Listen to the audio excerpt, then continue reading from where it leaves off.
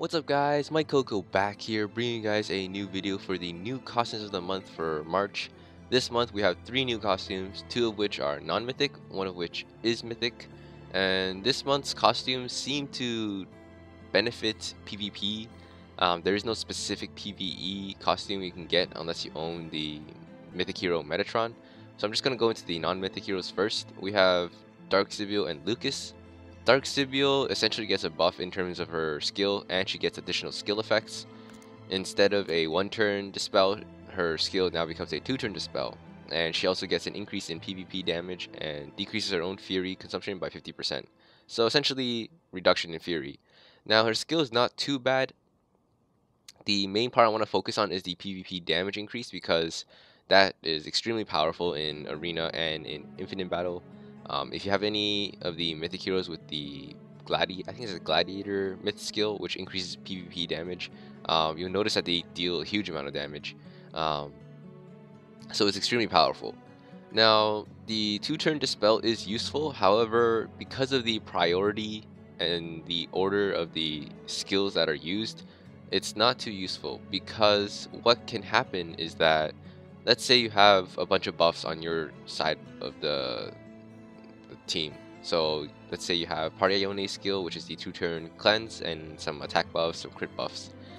Now, Dark Sibyl can use her skill to remove the 2-turn cleanse and remove the attack buffs and the crit buffs. However, 2 things can happen. Either you trigger a white ring or any of the ring effects. Now, white ring is the obvious one to use in this situation, because I'm just using this as an example because the white ring will allow you to continue to use your skills. So essentially, if Dark Sibyl uses her skill, it can trigger the white ring, which is the Dream Fragrant ring, and it'll display the little blue immunity icon. That has the highest priority. So if that skill is there, you'll never get stunned or silenced at this point.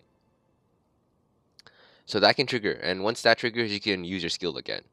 If that does not trigger, then as long as Party Ione is not stunned or silenced, she can then use her skill, her 2-turn cleanse skill, to remove Dark Sibyl's debuff. So essentially, Party Ione's skill also has higher priority than Dark Sibyl's skill. So the order goes White Ring, and then Party Ione's skill / Remy skill, and then Dark Sibyl's dispel. So that's why I don't think her skill is that great for dispelling. It's great if you just want to remove it, but you shouldn't rely on her skill to prevent buffs, because that likely won't happen, especially because everybody runs some sort of cleanser in PvP. So that's pretty much my take on Dark Sibyl. I recommend the next hero, which is Lucas, because his shield increases, basically. Even though it doesn't seem like his skill changes much, it is an increase in the shield HP, which goes from 50% of his attack to 75% of his attack, and it is now a 2-turn shield rather than a 1-turn shield.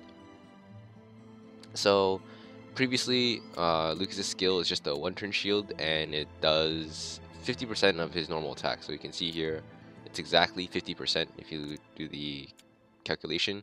Now his shield is increased in HP to 75% of his normal attack, and it is 2 turns. Now 2 turns is a little bit more useful, because essentially when you shield, if you don't take any damage, you're not going to get any Fury. So on the 2nd turn, you still won't be able to shield yourself. Now because it's 2 turn, it means that even if you don't have Fury, your shield will still be up. It'll still take some hits, even if it eventually breaks and you take some damage. You're still going to be taking less damage compared to if you didn't have a shield up because you had no Fury.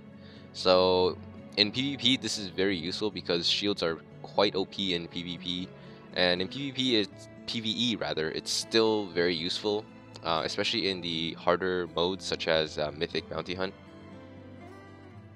or even Mythic Raid.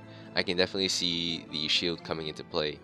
So yeah, I would definitely recommend Lucas. I already have this costume because I think it's simply better, because the skill is actually used more often compared to Dark Sibyl's skill, which is kind of like dispelled away every single time. So that's my take on the 2 non-mythic heroes.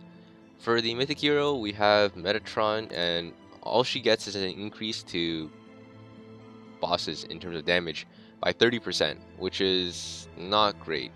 She still does not have an attack buff of any kind, so essentially her skill is not going to be doing too much damage.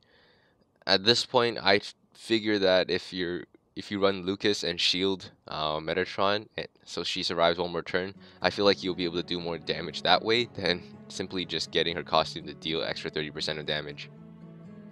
So if you do have Metatron, I don't think I can recommend this costume because it simply is not worth it.